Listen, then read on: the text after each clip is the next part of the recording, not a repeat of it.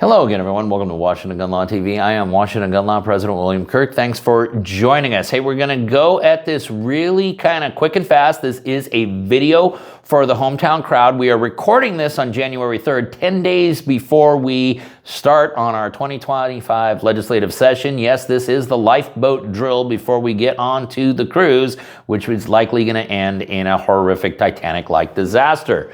There are 6 bills filed. 4 of them are terrible. 2 of them are actually pretty good, but it's all the stuff that's not filed that we're really worried about. We'll get through all of it as fast as we possibly can today. So today, let's spend a few minutes and let's talk about all of Washington State's new gun bills for now.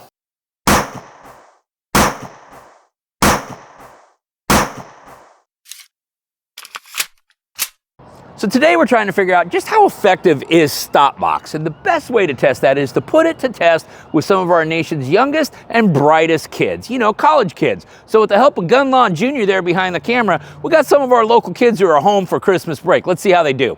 Okay, so why don't you give me your first name, your university, and what you're studying in? Yeah, Herbert, UW, engineering, civil. Eugene, studying computer science at Cal State Fordson. My name is Milton. I'm at WSU and I'm studying mechanical engineering. Sheldon, UW, quantum physics. Dude, what's going on here? You told me to get college kids. I said college kids. I didn't say engineering majors. I meant like Soc, Psych, Poli-Sci, something like that. What's going on? Science is what I could get. You need to hang out with dumber friends. All right, gentlemen, this is how this is going to work today. I have here $500. Okay, and that'll buy you a lot of beer or pizza or whatever the heck it is you guys spend your money on. One of you gets into this box, the money's yours. Have fun.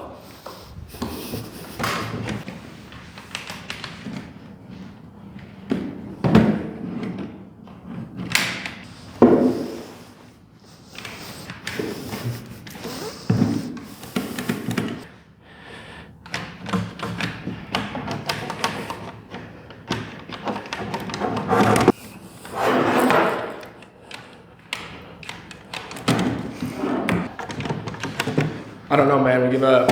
You guys are giving up, huh? Yep, sir. Really? Okay, well, looks like I get to keep the money, but thanks for being here, guys. Thank you. Thanks, sir. Thank you, sir. Thank you. Hey, Sheldon, I read that paper you did about variability of measurements in quantum physics. Oh, yeah? So, man. StopBox. Protect your family while protecting your family. Okay, Washington, we got 6 bills to talk about, so let's get going. These are all pre-filed bills. We're going to start off with the 4 terrible pieces of legislation, and we're going to get to a couple of pretty decent ones because it's probably the last we'll ever hear of them. Okay, we've already did this video right here. It's about House Bill 1132. It is a quota on how many firearms you can purchase in a 30-day window. It is a quota on how many rounds of ammunition you can purchase in any single transaction during a 30-day window.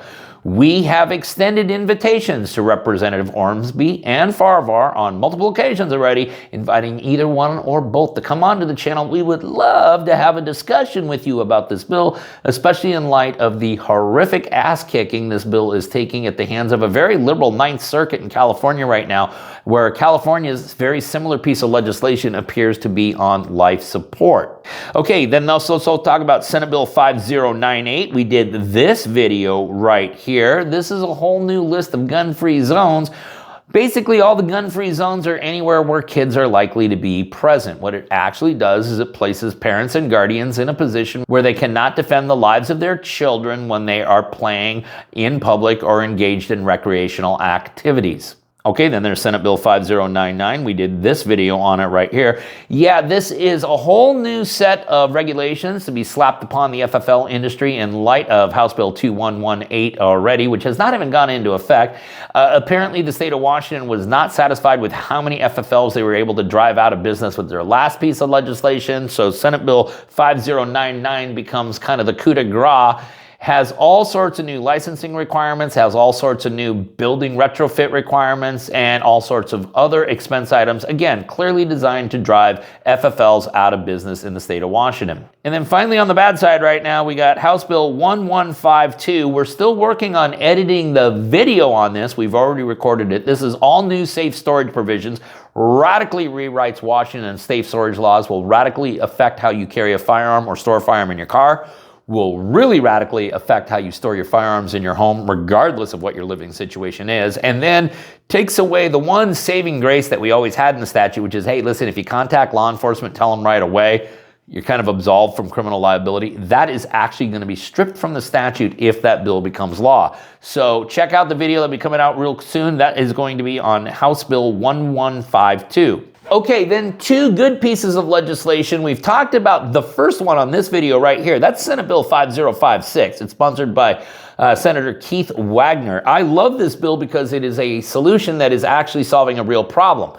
What 5056 basically says is, hey, the next time the Washington State Patrol background check system goes down, because remember, it already happened in November for multiple weeks, that FFLs and the Washington State Patrol will be allowed to circumvent the system and use the NICS background check system until the Washington State Patrol system gets back online. It's a fantastic piece of legislation because it basically goes back to what essentially is being done on the enhanced Washington State background check system, which is running a NICS background check anyways, and it ensures that people are not going to be deprived of their ability and their right to obtain a firearm.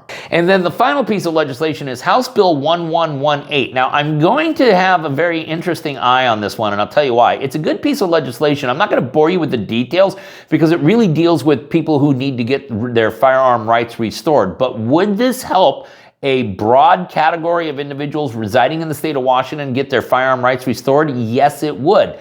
The reason I'm most interested is it has bipartisan sponsorship. So both a Democrat and a Republican are actually sponsoring this bill, which is something you never see when it comes to firearm legislation in Washington State.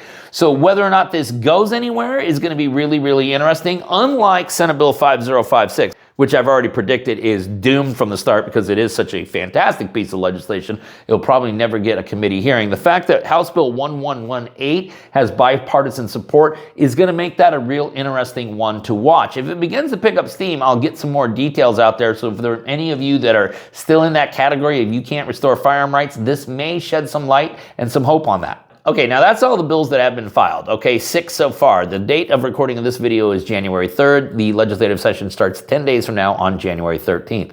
Here's the deal. If you go through and you look at the sponsors of any one of these bills, here's the one name you don't see. You don't see Liz Berry. You don't see her name anywhere. She has not yet put forth any of her gun control legislation. Why is that?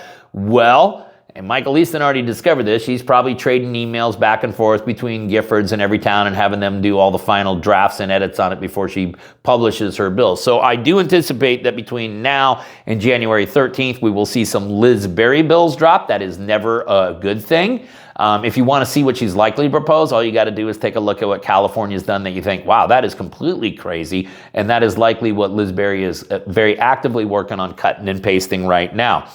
Again, remember, bills can be filed after the legislative session starts. Bills can be filed at any time. Obviously, the later you file them, the more difficult it is to actually get them through during that particular legislative session. But if you think that Liz Berry is not going to be filing gun bills this year, well, you just don't know Liz Berry. Okay, so once again, we're going to link up all the pre-filed bills down below so that you guys can geek out on them for yourself. We're also going to put the link down there so that if you want to go down and routinely check and see what's getting added to that list, you can do so yourself. If you got any questions about this or anything else of what's related to our Second Amendment rights here in Washington State, which is not much, you should know how to get a hold of Washington gun law by now, but if you don't, that's okay. That information is down there in the description box. If you got an idea for a video we should be doing around here, cool. Tell us all about it by clicking on that link right there and letting us know. If you want to subscribe to our monthly newsletter, you could do that just by checking out all the information down there in the description box. And finally, and most importantly, let's everyone remember that part of being the lawful and responsible gun owner, like we talk about all the time here, is to know what the law is in every situation and how it applies to you in any incident that you may find yourself. Until next time, thanks for watching and stay safe.